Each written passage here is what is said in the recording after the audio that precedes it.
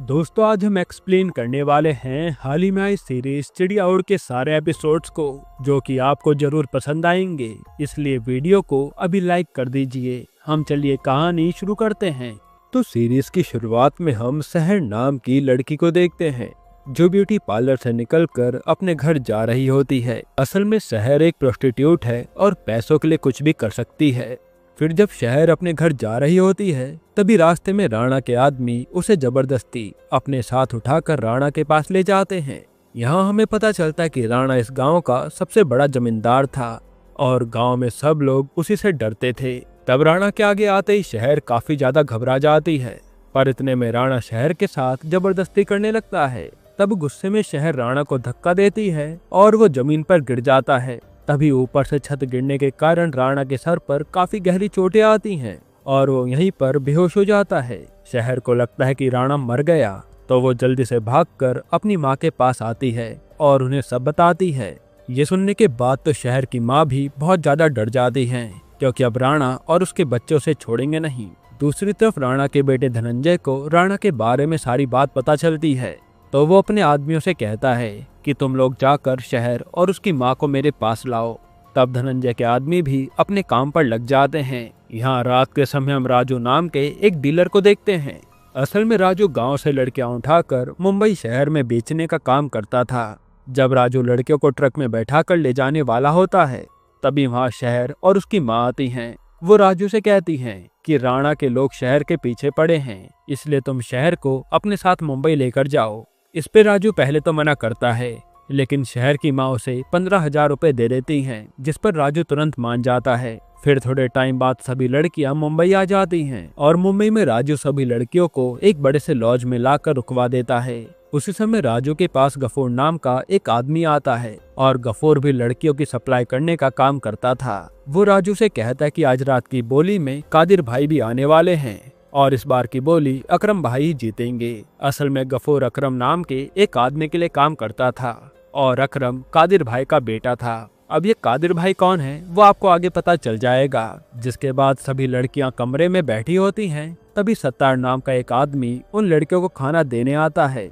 और जब सत्तार शहर को देखता है तो उसे पहली नजर में उससे प्यार हो जाता है। इतने में वहाँ बाबू भाई आते हैं। यहाँ हमें पता चलता है कि राजू बाबू भाई के लिए काम करता था और बाबू और अकरम के बीच में हमेशा दुश्मनी चलती रहती है और ये दोनों एक दूसरे को हराना चाहते हैं। वहाँ बाबू राजू से कहता है कि इस बार तुम अच्छी लड़कियां लाए हो, पर अगर आज रात की बोली में मैं हार गया तो मैं तुम्हें साड़ी पहना कर नचाऊंगा। ये सुनकर शहर राजू पर हंसने लगती है, जो बात राजू को अच्छी नहीं लगती। फिर रात के समय राजू सभी लड़कियों को अच्छे से तैयार हो जाने को कहता है, क्योंकि थोड़े टाइम बाद लड़कियों की बोली लगने वाली थी, लेकिन वो शहर को उस बोली में ले जाने से मना कर देता है। इस बात पर शहर भी उस पर भड़क जाती है कि मैं यहाँ पैसा कमाने के लिए आई हूँ, तुम मुझे बोली में जाने से रोक नहीं सकते। तब राजू गुस्से में शहर को कमरे में बंद करके चला जाता है और शहर दरवाजा खुलवाने की काफी कोशिश करती है, पर कोई भी दरवाजा नहीं खोलता। दूसरी तरफ काफी सारे लोग लड़कियों को खरीदने के लिए आने लगते हैं। फिर शहर सोच में पड़ जाती है कि आखिर वो इस कमरे से कैसे निकलेगी और वो खूब चिल्लाती है। तब शहर की आवाज सुनकर सत्तार उसकी मदद करने आता है और तब शहर बोली में जाने के लिए तैयार हो जाती है। जिसके बाद सभी लड़कियां लाइन से बोली में खड़ी रहती हैं। वहाँ शहर की नजर रेशम बाई पर पड़ती है, तो वो सत्तार से पूछती हैं कि ये रेशम बाई कौन है। इस पे सत्तार उसे बताता है कि रेशम बाई काफी सालों से ये काम कर रही हैं, इसी वजह से हर कोई उनकी इज्जत करता है। थोड़े समय बाद कादिर भाई बोली में पहुँचते हैं और पता चलता है कि कादिर भाई एक बहुत ही बड़े डॉन हैं। इसी कारण सब लोग उनसे डर कर रहते हैं। अब बोली शुरू होती है तो सबसे पहले अकरम अपनी लड़कियों को बोली में लेकर आता है, तो सभी लोग अकरम की लड़कियों पर काफी सारे पैसे लगा रहे होते हैं। लेकिन इस बोली का एक रूल था, जो लड़की पहले से किसी के लिए काम करती है वो लड़की चाहकर भी बोली में नहीं आ सकती। पर इतने में नीलम नाम की एक लड़की स्टेज पर आती है। उसे देखकर बाबू समझ जाता है कि ये तो हबीबा बाई के लिए काम करती है। तब बाबू कादिर भाई से कहता है कि हबीबा बाई जानबूझकर बोली में अपनी लड़कियों को भेज रही हैं। इस पर कादिर भाई गुस्से में हबीबा से सच पूछते हैं, तो हबीबा बताती है कि मैंने अकरम के कहने पर अपनी लड़की को बोली में भेजा था। ये सुनकर कादिर भाई अकरम पर भड़क जाते हैं कि अगर आज के बाद तुमने ऐसी कोई गलती करी तो मुझसे बुरा कोई नहीं होगा। फिर बोली दोबारा से शुरू होती है और बाबू भी एक एक करके अपनी लड़कियों को स्टेज पर बुला रहा था। लेकिन बाबू की लड़कियों पर ज्यादा कोई बोली नहीं लगाता। उसी समय शहर भागते हुए स्टेज पर आती है और सभी से कहती कि मैं यहाँ पर सबसे अच्छी लड़की हूँ। तब शहर की बातें सुनकर सब लोग हंसने लगते हैं और उसे स्टेज से उतार दिया जाता है, जिसके बाद आखिर में जीत अकरम की होती है। फिर शहर राजू के चंगुल से बचकर भागने का सोचती है और अपने कपड़े बांधकर वहां से भाग जाती है। दूसरी तरफ हम नीति नाम की एक बच्ची को देखते हैं। राजू नीति को भी अपने साथ मुंबई बेचने के लिए लाया था, पर नीति भी राजू को बिना बताए वहां से भाग जाती है। ये सब देखकर बाबू राजू से उन दोनों लड़कियों को ढूंढने को कहता है, लेकिन रास्ते में अकरम का आदमी नीति को पकड़ लेता है और अकरम नीति को देखने के बाद अपने आदमियों से कहता है कि हमें बाबू को बिना बताए इस लड़की को मार देना चाहिए, क्योंकि यह उसे अच्छे दाम में बेच सकता है। अब हम शहर को देखते हैं जो हर जगह अपनी दोस्त चंपा को ढूंढ रही थी। असल में चंपा भी काफी सालों से मुंबई में हबीबा बाई के लिए काम कर रही होती है। तभी एक लड़की शहर को बताती है कि चंपा को एड्स हो गया था, इसी वजह से हबीबा बाई ने उसे अपने कोठे से निकाल दिया। फिर कार में गफूर नीति को मारने के लिए ले जा रहा होता है, मगर रास्ते में उसका इरादा बदल जाता है और वो नीति को एक आदमी को बेचने के लिए चल देता है। तब नीति भी अपनी जान बचाने के लिए गफूर के सामने गिड़गिड़ाती है। तभी शहर की नजर नीति पर जाती है और वो कैसे भी करके नीति को गफूर के चंगुल से बचाकर भागने लगती है। इतने में राजू की नजर उन दोनों पर पड़ती है और राजू भी उन्हें पकड़ने की कोशिश करने लगता है। जिसके बाद शहर के सामने एक बड़ी सी दीवार आती है, तो शहर उस दीवार पर चढ़कर नीति को ऊपर खींचने की कोशिश करती है, लेकिन तभी राजू शहर के ऊपर गोली चला देता है और गोली लगने की वजह से शहर उस दीवार के पार गिर जाती है और राजू नीति को लेकर वहां से चल देता है। यहीं पर एपिसोड 1 खत्म होता है।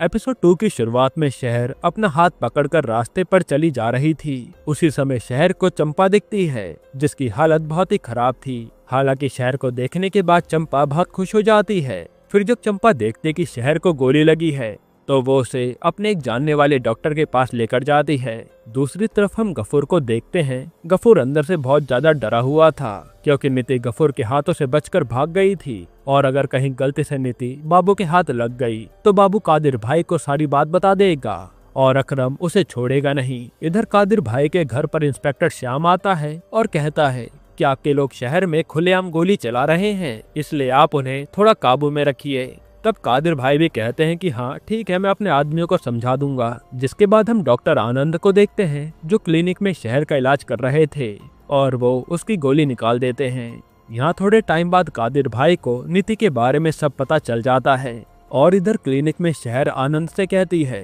कि क्या एड्स का कोई इलाज नहीं है, आप कैसे भी करके मेरी दोस्त को बचा लीजिए। इस पे आनंद कहता है कि चंपा काफी लोगों के साथ इंटीमेट हो चुकी है, इसी वजह से उसे एड्स हुआ था और मैं उसे चाहकर भी बचा नहीं सकता। जो सुनकर शहर काफी दुखी हो जाती है। फिर कादिर भाई के घर में हम बाबू और अकरम को देखते हैं। बाबू कादिर से कहता है कि आपका बेटा हमारी लड़की को जान से मारना चाहता है। इस पे कादिर भाई अकरम पर बहुत गुस्सा हो जाते हैं, क्योंकि कादिर भाई कभी भी किसी लड़की को जान से नहीं मारते थे और वो अकरम को आज खूब सुनाते हैं। तब अकरम वहाँ से चुपचाप चला जाता है। साथ ही कादिर भाई बाबू से कहते हैं कि मैं अपने बेटे की तरफ से तुझसे माफी मांगता हूँ, तुम्हें जो चाहिए वो मुझसे मांग लो। तब बाबू कादिर से कहता है कि मुझे कुछ दिनों के लिए बैंकॉक जाना है, जिस पर कादिर भाई मान जाते हैं। इधर अकरम गुस्से में गफूर को खूब मारता है और दूसरी तरफ हम धनंजय को देखते हैं, जो शहर से अपने पापा का बदला लेने के लिए तड़प रहा था, पर शहर तो उसे कहीं भी नहीं मिलती। अब यहाँ गफूर के आदमी हर जगह शहर को ढूंढने में लगे थे। हालांकि गफूर ने शहर का चेहरा नहीं देखा था। गफूर को बस इतना पता था कि शहर के हाथ पर गोली का निशान है। तभी गफूर के आदमी शहर को ढूंढते ढूंढते आनंद के क्लिनिक पर जाते हैं, पर गुंडों के आने से पहले ही शहर छुप जाती है और गुंडों को शहर कहीं नहीं मिलती। दूसरी तरफ गांव में धनंजय के आदमी शहर की मम्मी को पकड़ लेते हैं और उसे खूब मारते भी हैं। फिर हम बाबू को देखते हैं। बाबू बैंकॉक में किसी आईवी नाम की लड़की को ढूंढ रहा था, इसी कारण से वो वहाँ के हर बार में जाकर आईवी के बारे में पूछताछ करता है। यहाँ आनंद शहर को कुछ दवाइयाँ देने के बाद उसे घर जाने की इजाजत दे देता है और घर जाते समय रास्ते में चंपा शहर से कहती है कि तुम यहाँ से वापस चली जाओ, वरना अकरम और बाबू के आदमी तुम्हें छोड़ेंगे नहीं। लेकिन शहर चाहकर भी गांव नहीं जा सकती थी, क्योंकि गांव में पहले से धनंजय उसका इंतजार कर रहा था। तब शहर कहती कि मैं यहाँ आई हूँ तो पैसे कमा कर ही जाऊंगी। जिसके बाद हम रेशम बाई को देखते हैं और वो अकरम से कहती हैं कि अगर तुम्हें बाबू से आगे बढ़ना है तो तुम्हें दूसरी जगह से अच्छी अच्छी लड़कियां लानी होगी, वरना बाबू हमेशा कादिर भाई की नजरों में तुमसे ऊंचा रहेगा। यहाँ बाबू को काफी ढूंढने के बाद एक बार में आईवी मिल जाती है। तब बाबू उसे इम्प्रेस करने में लग जाता है और आईवी भी एक प्रोस्टिट्यूट थी, तो वो उसके साथ जाने के लिए मान जाती है। इधर घर जाते समय शहर और चंपा को काफी ज्यादा भूख लगने लगती है, लेकिन उन दोनों के पास खाने के लिए पैसे नहीं थे। इसी वजह से वो दोनों सत्तार की दुकान पर खाने आती हैं और सत्तार दिल का बहुत अच्छा इंसान था जो उन्हें फ्री में खाना खिलाता है। यहाँ गफूर अपने आदमियों से कहता है कि मुझे किसी भी हालत में शहर चाहिए, वरना मैं तुम लोगों को जिंदा नहीं छोड़ूंगा। जिसके बाद हम शहर और चंपा को देखते हैं। वहाँ सत्तार शहर से कहता है कि तुम्हें उस बच्ची के लिए अपनी जान खतरे में नहीं डालनी चाहिए थी, पर शहर उसकी बातों पर ध्यान नहीं देती। इधर बैंकॉक में बाबू आईवी से कहता है कि मुझे तुम्हें अपने साथ मुंबई लेकर जाना है, तो आईवी कहती है कि मैं अपनी मर्जी से कहीं नहीं जा सकती, तुम्हें मुझे ले जाने के लिए मेरी बॉस चाओ से बात करनी पड़ेगी। तब बाबू कैसे भी आईवी को अपने साथ ले जाना चाहता था, इसलिए वो चाओ से मिलने के लिए तैयार हो जाता है। अब दूसरी तरफ अकरम गफूर से कहता है कि अगर मुझे बाबू से जीतना है तो मुझे इंडिया से बाहर से लड़कियां लानी होंगी। तब अकरम गफूर को उसके दोस्त बल्ली को कॉल लगाने को कहता है, क्योंकि बल्ली नेपाली लड़कियों का सप्लाई किया करता था। साथ ही अकरम ये बात कादिर को जाकर बताता है। तब कादिर भाई अकरम से कहते हैं कि तुम जो कोई भी कदम उठाना सोच समझकर उठाना, और मैं हमेशा तुम्हारे साथ खड़ा हूँ। ये सुनकर अकरम खुश हो जाता है। फिर यहाँ घर में शहर चंपा से कहती है कि तुम तो हबीबा बाई को जानती हो ना, क्या तुम मेरे लिए उनसे बात कर सकती हो। यहीं पर एपिसोड 2 खत्म होता है। एपिसोड 3 की शुरुआत में बाबू आईवी के साथ चाओ से मिलने जाने लगता है, तो वो दोनों देखते हैं कि चाओ एक लड़की को उनके सामने जान से मार डालती है, क्योंकि उस लड़की ने चाओ से गद्दारी की थी। तब बाबू चाओ से पूछता है कि क्या मैं आईवी को अपने साथ मुंबई लेकर जा सकता हूँ। असल में बाबू अपना बिजनेस बढ़ाने के लिए आईवी को ले जाना चाहता था, और वो चाओ से कुछ लड़कियों को भी मांगता है। साथ ही वो चाओ को 40% पार्टनरशिप ऑफर करता है, जिस पर चाओ मान जाती है और आईवी को उसके साथ भेज देती है। फिर हम चंपा को देखते हैं जो दर्द से तड़प रही थी और उसे ड्रग्स लेने का एडिक्शन भी था, मगर चंपा के पास ड्रग्स लेने के पैसे नहीं होते। जिसके बाद रात के समय शहर अच्छे से तैयार होकर कस्टमर्स का इंतजार कर रही होती है। तभी वहाँ गफूर के आदमी आ जाते हैं और वो लोग शहर को पहचानने के लिए सभी लड़कियों का हाथ चेक कर रहे थे। पर जैसे ही वो गुंडे शहर का हाथ चेक करने आते हैं, तभी वहाँ सत्तार आ जाता है और वो उन गुंडों को अपनी बातों में लगा लेता है। फिर दूसरी तरफ बैंक में बाबू और आईवी एक साथ बैठे होते हैं। वहाँ आईवी उसे कहती है कि चाओ ने तुम पर भरोसा किया है, इसलिए तुम चाओ का भरोसा मत तोड़ना, वरना वो तुम्हें मार डालेगी। इस पे बाबू कहता है कि मैं कभी भी किसी का भरोसा नहीं तोड़ता। फिर रात के समय राजू इंस्पेक्टर श्याम से जाकर कहता है कि मुझे शहर नाम की लड़की की तलाश है, क्या आप मेरी मदद कर सकते हैं। इस पे श्याम पैसों के लालच में उसकी मदद करने के लिए मान जाता है।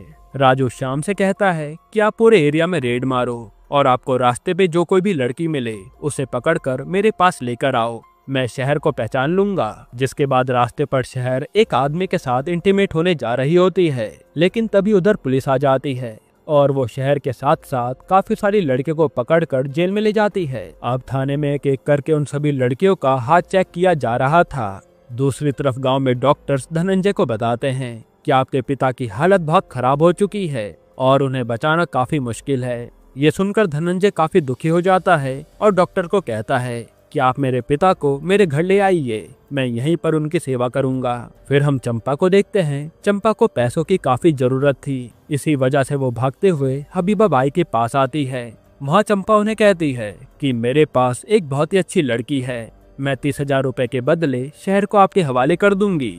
इस पे हबीबा बाई उसकी बात मान जाती है। यहाँ जब थाने में ऑफिसर सभी लड़कियों का हाथ चेक कर रहे थे, तभी शहर ऑफिसर से बचने के लिए वहाँ से भागती है और उसे देखकर राजू और गफूर भी उसका पीछा करते हैं। तब शहर भागते हुए एक बिल्डिंग की छत पर छुप जाती है, लेकिन इतने में गफूर उसे पकड़ने आ जाता है। तब हाथापाई के दौरान शहर गफूर को छत से धक्का देती है और नीचे गिरने के कारण उसकी मौत हो जाती है। उसी समय राजू भी गफूर को मरते हुए देख लेता है कि उसे शहर ने मारा है।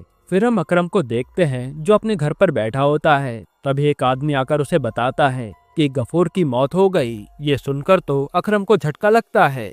वो जल्दी से गफूर की बॉडी के पास आता है और वहाँ अकरम को लग रहा था कि बाबू ने उसे हराने के लिए गफूर को मारा है। यहाँ शहर भागते हुए चंपा के पास आती है और उसे सारी बात बता देती है, जो सुनकर चंपा भी हैरान थी। इसके बाद हम राजू को देखते हैं। श्याम राजू से जाकर पूछता है कि आखिर गफूर को किसने मारा है। तब राजू उसे सारी बात बता देता है। इन सब के पीछे शहर का हाथ है। श्याम भी राजू से कहता है कि अकरम को लग रहा है कि ये सब बाबू ने किया है, इसलिए तुम लोग थोड़ा बचकर रहना। अब अकरम और कादिर गफूर की माँ से मिलने जाते हैं और हमें पता चलता है कि कादिर की बहन का लड़का ही गफूर था, जिस बात से कादिर और अकरम बहुत दुखी थे कि आखिर गफूर को किसने मारा है। दूसरी तरफ श्याम और राजू गफूर की मौत पर आपस में बात कर रहे होते हैं।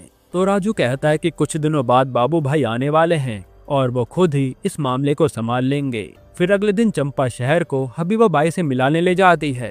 तब शहर भी हबीबा बाई के सामने काम करने के लिए तैयार हो जाती है और शहर के बदले में हबीबा बाई चंपा को 30,000 रुपए दे देती हैं। इसके बाद जब बाबू मुंबई आता है तो राजू से कहता है कि तुम लोगों की वजह से अकरम मेरे पीछे पड़ गया है, अगर मुझे कुछ भी हुआ तो मैं तुम लोगों को छोड़ूंगा नहीं। फिर घर पर अकरम कादिर से आकर कहता है कि गफूर को बाबू ने मरवाया है और मैं बाबू को कभी माफ नहीं करूंगा। इस पे कादिर उसे समझाता है कि ये समय बदला लेने का नहीं है, हमें कुछ दिनों तक इंतजार करना होगा। फिर अगले दिन सब लोग गफूर की कब्र के पास खड़े होते हैं, साथ ही वहाँ बाबू भी आया था। तब बाबू अकरम से कहता है कि मैंने गफूर को नहीं मारा है, लेकिन अकरम को उसकी बातों पर यकीन नहीं था। दूसरी तरफ हबीबा बाई के कोठे पर एक आदमी शहर से आकर कहता है कि आज रात तुम्हें अच्छे से तैयार होकर कस्टमर के पास जाना है। वहीं हम चंपा को देखते हैं जो पैसा पाने के बाद नशा कर रही थी। यहीं पर एपिसोड 3 खत्म होता है। एपिसोड 4 की शुरुआत में हम शहर को देखते हैं जो अच्छे से तैयार होकर कस्टमर का इंतजार कर रही थी। तभी एक लड़का हबीबा बाई के यहाँ आता है और हबीबा बाई उस लड़के को एक लड़की चुनने को कहती हैं। तो वो लड़का शहर को अपने रूम में लेकर जाता है और शहर भी देखकर समझ जाती है कि ये लड़का पहली बार ये सब कर रहा है। तो यहाँ शहर उसके साथ खुद इंटीमेट हो जाती है। फिर काम खत्म होने के बाद वो लड़का हबीबा बाई से आकर शहर की काफी तारीफ करता है। फिर थोड़े टाइम बाद कोई दूसरा आदमी हबीबा बाई के पास आता है और उस आदमी को भी शहर ज्यादा पसंद आती है, इसलिए वो उसे अपने साथ कमरे में ले जाता है। फिर हम धनंजय को देखते हैं। धनंजय राणा को अपने घर पर लेकर आता है तो राणा धनंजय से कहता है कि शहर को राजू अपने साथ लेकर मुंबई गया है। तब धनंजय शहर के साथ राजू की भी तलाश करने में लग जाता है।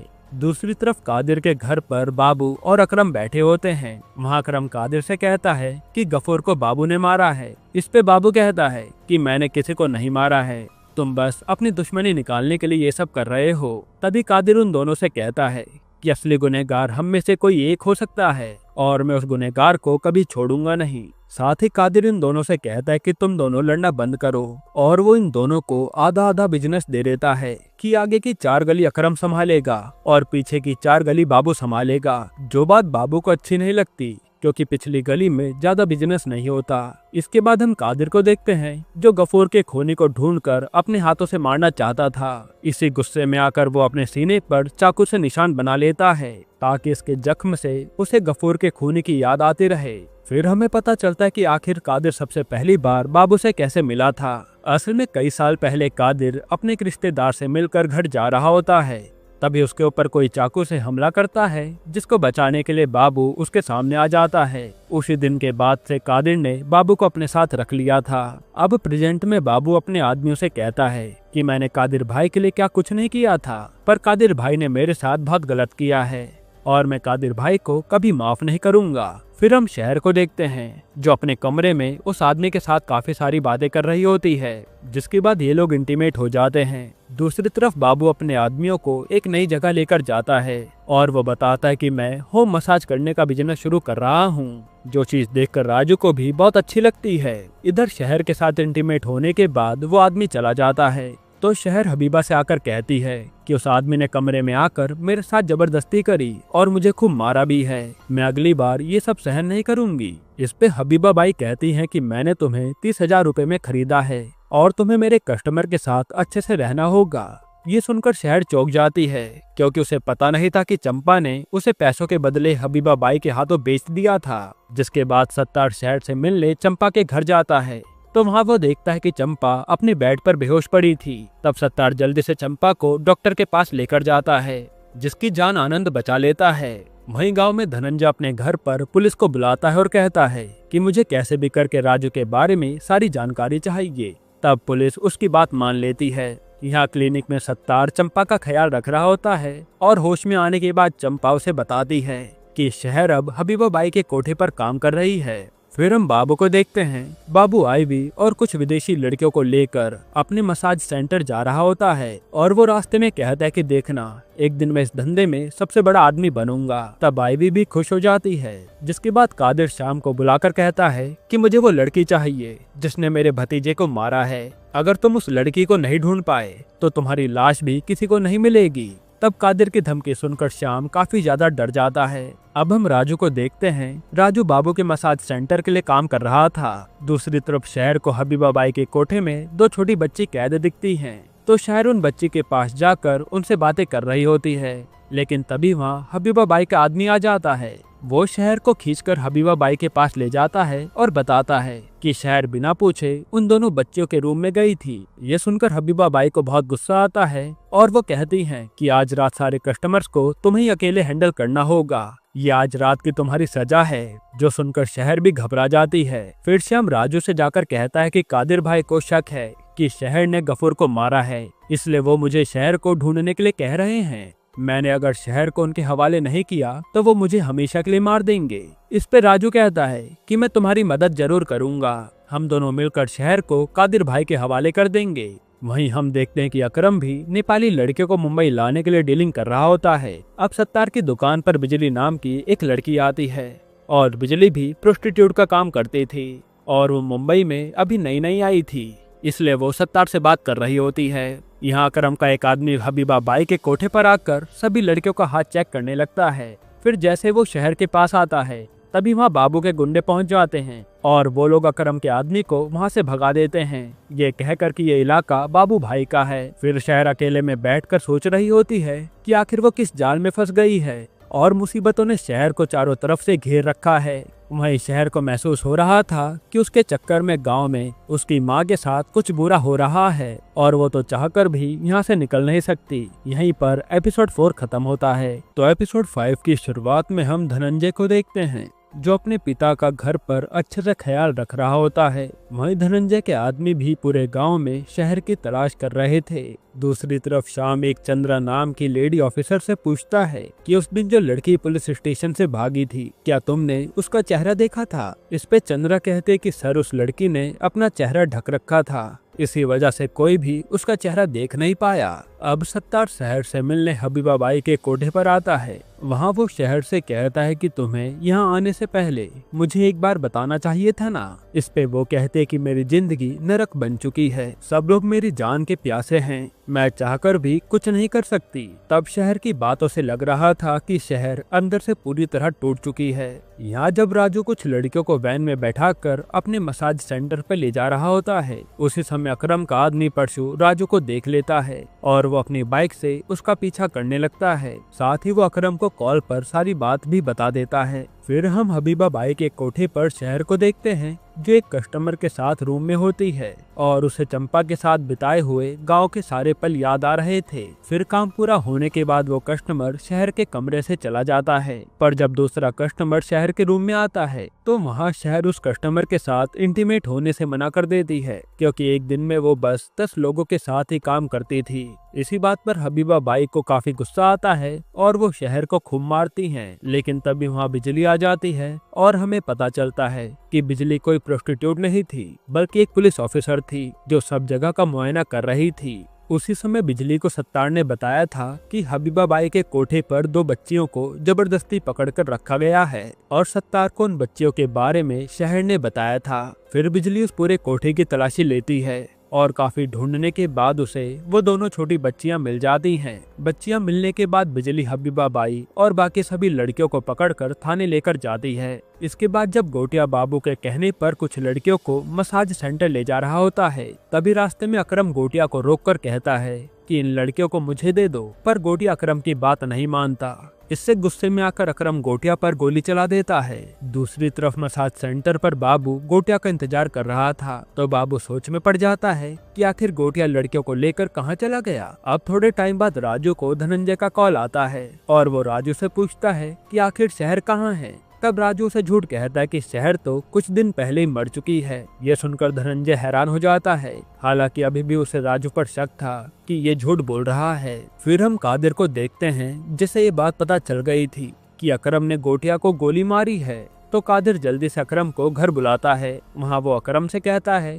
कि तुम्हें गोटिया को गोली नहीं मारनी चाहिए थी, इससे हमारे बिजनेस पर बहुत बुरा असर पड़ेगा। तब अकरम अपने पिता से कहता है कि मैंने गुस्से में गोली चला दी थी, लेकिन मैंने गोटिया को इलाज के लिए भेज दिया है। अब ये दोनों आपस में बात कर ही रहे होते हैं, इतने में एक आदमी कादिर को बताता है कि पुलिस वाले हबीबा बाई को उठाकर ले गए हैं। जो सुनकर कादिर को बहुत गुस्सा आता है। यहाँ पर शु गोटिया को आनंद के पास इलाज के लिए लेकर आता है, तो आनंद उसकी गोली निकाल देता है। वहीं थाने में बिजली शहर से कहती है कि तुम्हारा बहुत शुक्रिया, तुम्हारी वजह से 2 लड़कियों की जान बच गई है। इस पे शहर कहती है कि शुक्रिया की कोई बात नहीं है, मैंने तो बस अपना फर्ज निभाया है। ये कहकर शहर वहाँ से चली जाती है। जिसके बाद शहर जल्दी से सत्तार से मिलने उसकी दुकान पर आती है और उसे मिलते ही गले लगा लेती है, क्योंकि सत्तार की वजह से शहर हबीबा बाई के चंगुल से बच पाई थी। इधर जब ये बात शाम को पता चलती है कि बिजली ने हबीबा बाई को जेल में डाल दिया है, तब शाम काफी चिंता में आ जाता है।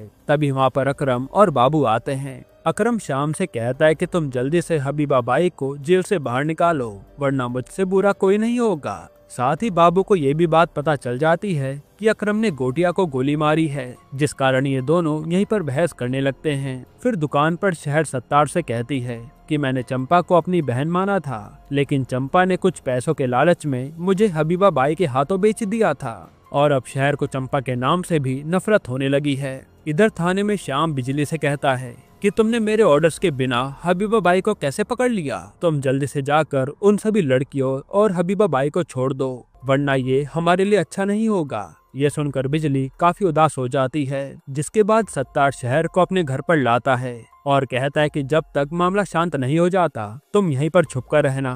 तब शहर सत्तार से कहते कि मुझे कैसे भी रेशम बाई से मिलना है, क्या तुम मुझे उनसे मिलवा सकते हो। तब सत्तार कहता है कि ठीक है, मैं उनसे जाकर बात करूंगा। फिर अगली सुबह सत्तार शहर के लिए दुकान से नाश्ता लाने जाता है। दूसरी तरफ बिजली को ना चाहते हुए भी हबीबा बाई को छोड़ना पड़ता है, लेकिन जाते समय बिजली उसे कहती है कि अगर अगली बार तुमने किसी बच्ची को किडनैप किया तो मैं तुम्हें कभी छोड़ूंगी नहीं। यहीं पर एपिसोड 5 खत्म होता है।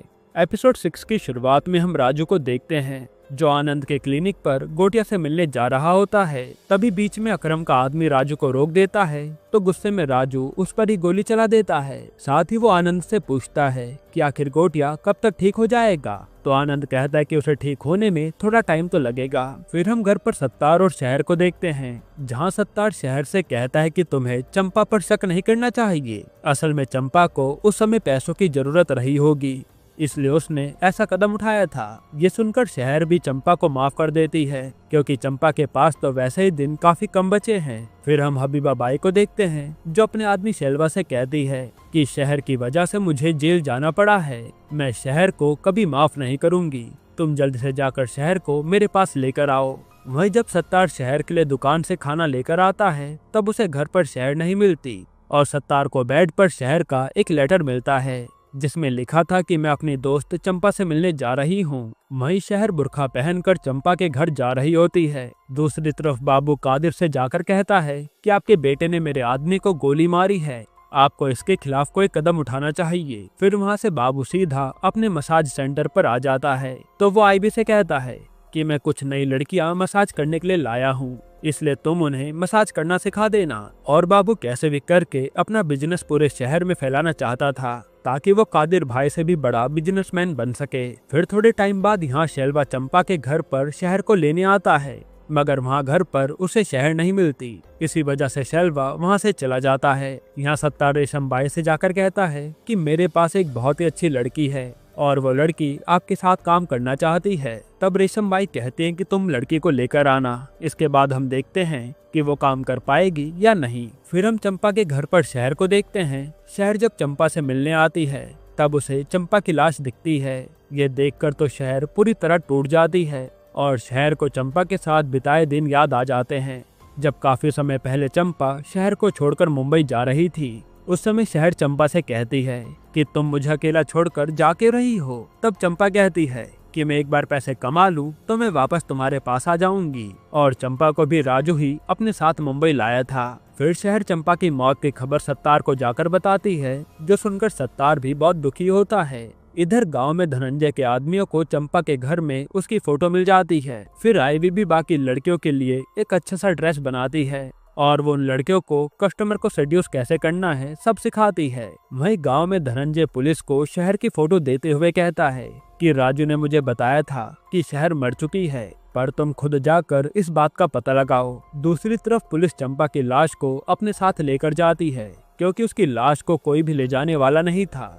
इधर कादिर अपने घर पर शाम को बुलाकर कहता है कि तुमने अभी तक गफूर के कातिल का पता नहीं लगाया है। अगर तुम्हें अपनी जान प्यारी है तो जल्दी से कातिल का पता लगाओ। जो सुनकर शाम भी बहुत डर जाता है। फिर हम शहर को देखते हैं। शहर सत्तार से रोते हुए कहती है कि मैं अपने हाथों से अपनी दोस्त का अंतिम संस्कार करना चाहती हूँ। तब सत्तार वादा करता है कि वो चंपा को लेकर जरूर आएगा। अब अगले दिन बाबू अपने घर पर मसाज ले रहा था।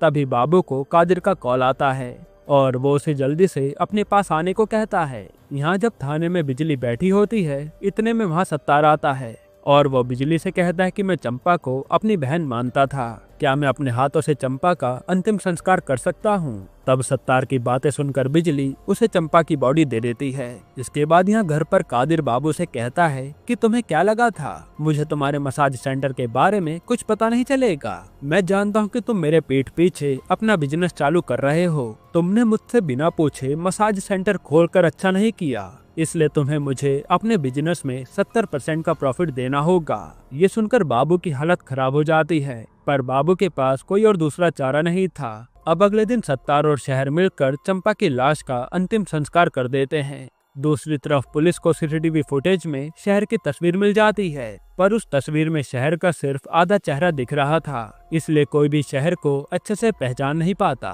फिर रात के समय सत्तार शहर को रेशम बाई के पास लेकर आता है, तो रेशम बाई शहर को अपने साथ रखने के लिए मान जाती हैं और वो शहर से कहती है कि तुम्हें यहाँ किसी से डरने की जरूरत नहीं है, मैं तुम्हारा अच्छे से ख्याल रखूंगी। तब शहर भी रेशम बाई के पास खुद को सुरक्षित महसूस कर रही थी। साथ ही रेशम बाई शहर को फातिमा से मिलाती हैं और फातिमा ने सबसे पहले ये कोठा खोला था, लेकिन अब फातिमा कैंसर के कारण मरने वाली है। जिसके बाद शहर सत्तार से कहती है कि मैं तुम्हें कभी भूलूंगी नहीं, तुम्हारी वजह से आज मुझे रेशम बाई के पास काम मिला है। तब सत्तार भी शहर की बातें सुनकर काफी खुश होता है और हम समझ पाते हैं कि शहर भी अब सत्तार को पसंद करने लगी है। यहीं पर एपिसोड 6 खत्म होता है। एपिसोड 7 की शुरुआत में पुलिस हर जगह शहर को ढूंढ रही थी, लेकिन शहर रेशम बाई के कोठे पर हमेशा की तरह अपना काम कर रही होती है। फिर हम बिजली को देखते हैं। बिजली सत्तार को शहर की फोटो दिखाकर पूछती है कि क्या तुम इस लड़की को जानते हो, इसी लड़की ने गफूर को जान से मारा है। इस पे सत्तार उसे मना कर देता है कि मैं इस लड़की को नहीं जानता।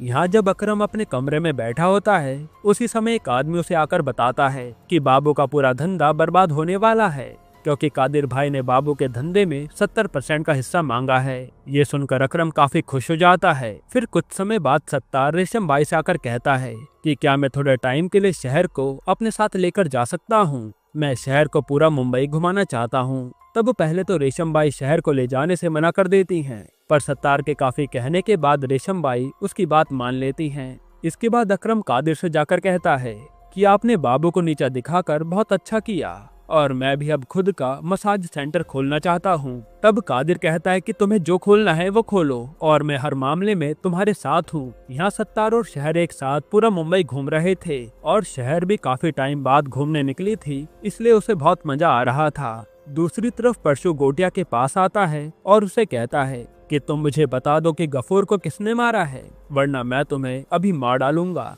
तब गोटिया डर के मारे उसे कहता है कि राजू भाई जानते हैं कि गफूर को किसने मारा है। इधर सत्तार और शहर एक साथ बैठे होते हैं। तभी सत्तार शहर से कहता है कि हम दोनों कहीं भाग जाते हैं, वरना अकरम और कादिर तुम्हारा पीछा कभी नहीं छोड़ेंगे।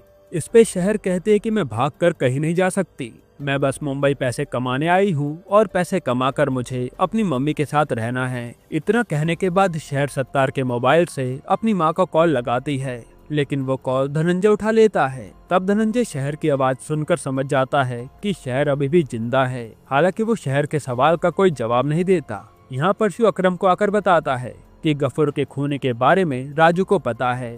ये सुनने के बाद अकरम उन्हें राजू को किडनैप करने के लिए कहता है और अकरम को कैसे भी करके खूनी का पता लगाना था। फिर हम श्याम को देखते हैं। श्याम राजू से कहता है कि कादिर भाई ने उस लड़की का पता लगाने को कहा है, अगर मैंने उसका पता नहीं लगाया तो वो मुझे जान से मार देंगे। तब राजू भी श्याम की मदद करने को मान जाता है कि हम शहर को साथ में ढूंढेंगे।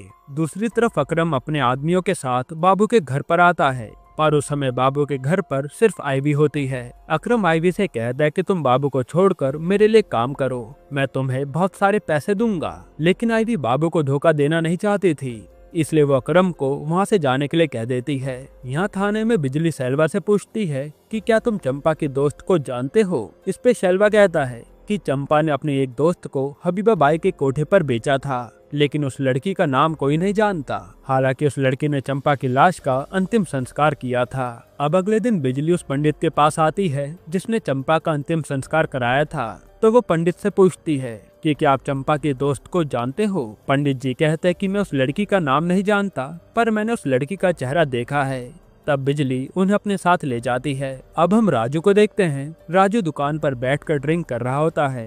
तभी राजू को बाबू का कॉल आता है और वो जल्दी से उसे आने को कहता है। फिर जब राजू बाबू के पास जा रहा होता है, इतने में अकरम के आदमी उसे रास्ते में किडनैप कर लेते हैं।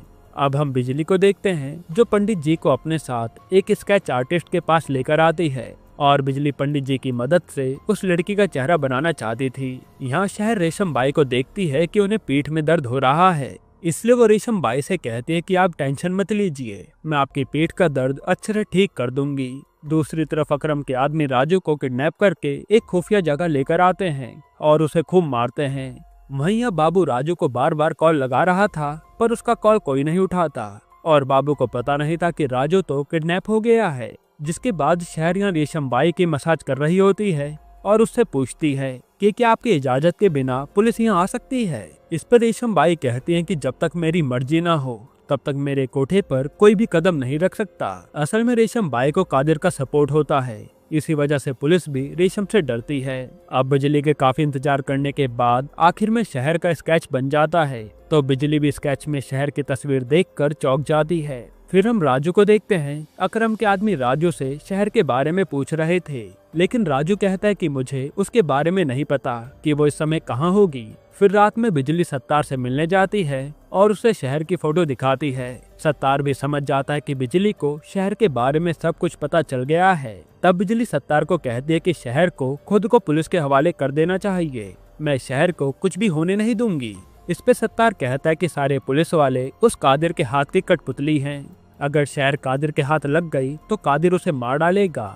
इसलिए बिजली के काफी पूछने के बाद भी सत्तार उसे शहर का एड्रेस नहीं देता। यहाँ बाबू अकरम से मिलने उसके एरिया में जाता है और कहता है कि अगर आज के बाद तुम मेरी इजाजत के बिना मेरे घर में आए तो मैं तुम्हें जान से मार डालूंगा और मैं जानता हूँ कि तुमने राजू को किडनैप किया है। इस पे अकरम कहता है कि तुम्हारे पास मेरे खिलाफ कोई सबूत नहीं है, वैसे भी तुम मेरा कुछ बिगाड़ नहीं सकते। फिर हम देखते हैं कि जब सत्तार बाइक से घर जा रहा होता है तभी रास्ते में उसका एक्सीडेंट हो जाता है और उसे काफी चोटें आती हैं। दूसरी तरफ बाबू अपने आदमियों से कॉल पर कह रहा होता है कि कादिर और उसके बेटे ने मेरा जीना हराम कर दिया है, इसलिए हमें उन दोनों को मारना होगा। फिर हम रेशम बाई को देखते हैं।